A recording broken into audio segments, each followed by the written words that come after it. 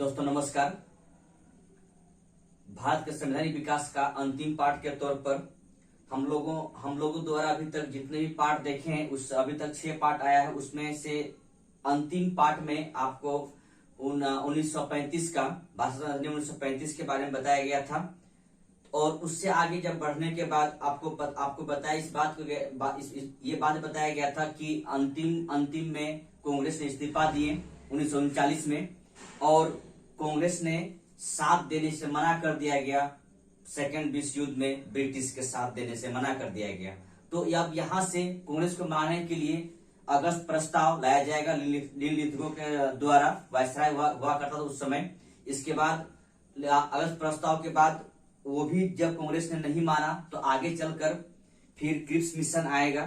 Cripps mission में भी कांग्रेस ने इस बात को नहीं माना। फिर उसी समय भारत छोड़ो आंदोलन भी शुरू हो जाएगा। उसके बाद भारत छोड़ो आंदोलन के बाद वेबल मिशन आएगा, वेबल योजना लेके आएंगे। इसके बाद लास्ट में आएगा कैबिनेट मिशन। कैबिनेट मिशन आने के बाद आप दोस्तों ये भी जान लीजिए कैबिनेट मिशन में क्या होता है कि 3 व्यक्ति होते हैं मुख्य तौर पर। वो होते हैं पैट्रिक लॉरेंस, स्टफर्ड क्रिप्स और एबी अलेक्जेंडर। उसके बाद नेहरू जी को निमंत्रण देते हैं कि आइए अंतरिम सरकार गठन कीजिए। नेहरू जी मान जाते हैं और अंतरिम सरकार का गठन करते हैं। ठीक है, इसमें मुस्लिम लीग को शामिल करना रहता है और मुस्लिम लीग भी आगे चलकर शामिल होते हैं। लेकिन स्टार्टिंग में मुस्लिम लीग यहाँ शामिल नहीं होते हैं। मुस्लिम लीग सरकार में आने से इनकार करते हैं, लेकिन वेबल द्वारा मान मनोबल करने के बाद मुस्लिम लीग इसमें शामिल हो जाते हैं। तो दोस्तों ध्यान रखेंगे अंतरिम सरकार का निमंत्रण मिलता है गठन करने का 24 अगस्त 1946 को नेहरू साहब को। नेहरू का मतलब है जवाहरलाल नेहरू को। और 2 सितंबर 1946 को अंतरिम सरकार का गठन कर दिया जाता है। इसमें स्टार्टिंग में 13 मंत्री शपथ लेते हैं कांग्रेस की तरफ से, लेकिन जब मुस्लिम लीग शामिल होता है तो उसमें 3 मंत्री कांग्रेस के इस्तीफा देकर 5 मेंबर्स मुस्लिम लीग से शामिल करते हैं। कुल मिलाकर 15 मेंबर या 15 मंत्री के तौर पर अंतिम सरकार में गठन होती है। लेकिन अंतिम सरकार गठन होने के बाद लियाकत अली को मिलता है वित्त मंत्रालय, जो कि सरकार से सही सहयोग नहीं करने की वजह से अंत में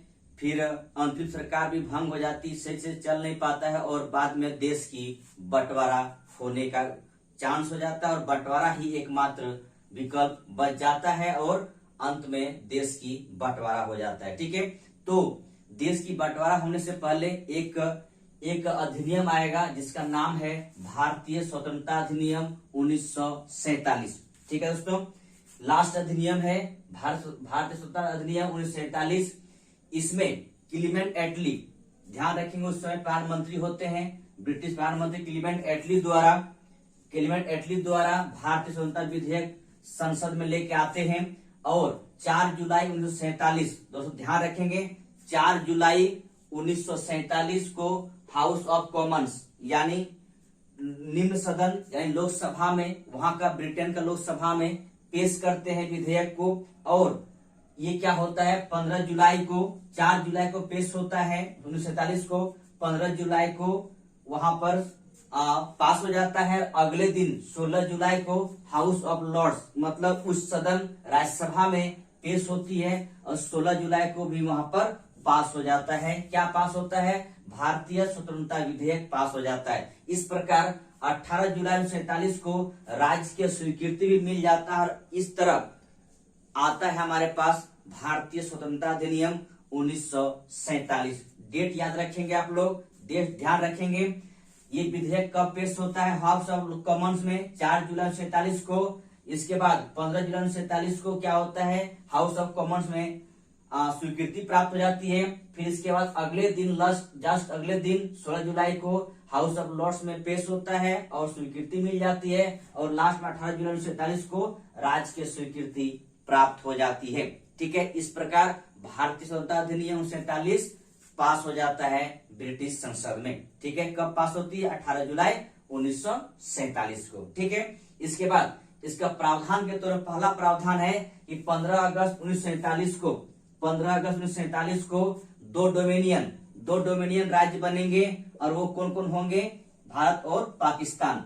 ठीक है, दो डोमिनियन राज्य बनेंगे, भारत और पाकिस्तान के रूप में सामने आएगा। अब यहाँ पर से देशी रियासत को कहा गया या तो पाकिस्तान मिल जाइए या भारत में मिल जाइए, ठीक है। देशी रियासत के लिए ऑप्शन दिया गया या तो पाकिस्तान में या भारत में मिल जाइए, ठीक है। दूसरी बात है, दोनों राष्ट्रों के लिए अलग अलग गवर्नर की बात किया गया, अलग अलग गवर्नर बनेंगे, ठीक है। तो भारत के लिए माउंटबेटन यहाँ गवर्नर बने और पंडित जवाहरलाल नेहरू यहाँ का प्रधानमंत्री बने। भारतीय प्रधानमंत्री के तौर पर पंडित जवाहरलाल नेहरू को बनाया गया और गवर्नर के तौर पर किसे बनाया गया, माउंटबेटन को, ठीक है। और पाकिस्तान के लिए मोहम्मद अली जिन्ना को गवर्नर बनाया गया और लियाकत अली खान को या लियाकत अली को वहां का प्रधानमंत्री बनाया गया, ठीक है। दोस्तों आगे कहा गया इस बात को लेकर कि दोनों राष्ट्र अपना अपना संविधान निर्माण करेंगे, ठीक है। निर्माण करने के लिए स्वतंत्र हैं और निर्माण इसके बाद जब तक संविधान निर्माण नहीं होती है तब तक आप 1935 के अधिनियम के तहत में देश को चलाएंगे, ठीक है। यानी क्या कहा गया कि दोनों राष्ट्र अपना अपना संविधान निर्माण करेंगे और जब तक संविधान निर्माण नहीं होती है तब तक अपना 1935 के अधिनियम के तहत में देश को चलाएंगे, ठीक है। इस प्रकार पाकिस्तान में मुख्य तौर पर पंजाब का एक पार्ट कह सकते हैं, पश्चिमी पंजाब, इधर बंगाल का एक पार्ट पूर्वी बंगाल, इसके बाद पश्चिमी सीमा प्रांत, असम का सिलहट जिला, इन सब मिलकर पाकिस्तान निर्माण होता है। शेष एरिया भारत के पास रह जाता है और सिंध भी पाकिस्तान में चल जाता है, ठीक है। इसके बाद जब संविधान निर्माण की बात किया गया तो दोनों देश अपना संविधान निर्माण करेंगे। अब भारत ने संविधान निर्माण कब कर लिया, भारत में संविधान निर्माण अपना संविधान को लागू करवा दिए 26 जनवरी 1950 को। दोस्तों ध्यान रखेंगे ये दिन हमारा संविधान का निर्माण लागू हो चुका था 26 जनवरी 1950 को। तो 15 अगस्त 1947 से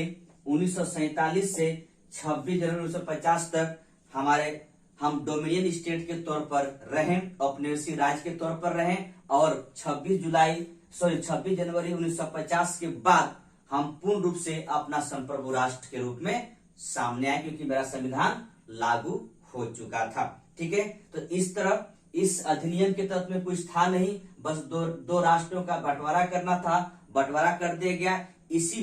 इसी का तहत में एक सीमा आयोग गठित किया गया, खासकर पंजाब के लिए और पश्चिम बंगाल के लिए, जिसमें आपको याद होगा दोस्तों कि सर रेडक्लिफ उसका अध्यक्ष किए, अध्यक्षता किए और उसी के नाम से भारत पाकिस्तान सीमा रेखा को हम रेडक्लिफ लाइन के नाम से भी जानते हैं, ठीक है दोस्तों। तो ये था आपका भारत स्वतंत्रता अधिनियम 1947, जो कि कुछ नहीं है, बस इतना समझेंगे कि इसमें भारत था उसे दो राष्ट्र में बांटने की बात किया गया। और ये हमारा एक डेट याद रखेंगे कि 15 अगस्त 1947 से 6 जनवरी 1950 तक हम डोमिनियन स्टेट के तौर पर रहें, क्योंकि हमारा संविधान लागू कब हुआ, 26 जनवरी 1950 को। ये था हमारा भारत का संवैधानिक विकास। मैं अच्छी तरह से कोशिश किया आपको बताने के लिए और समझाने के लिए, फिर भी कुछ चीजें रह गई होगी तो आप लोग कमेंट करेंगे और मैं उसका जवाब देने की कोशिश करूंगा।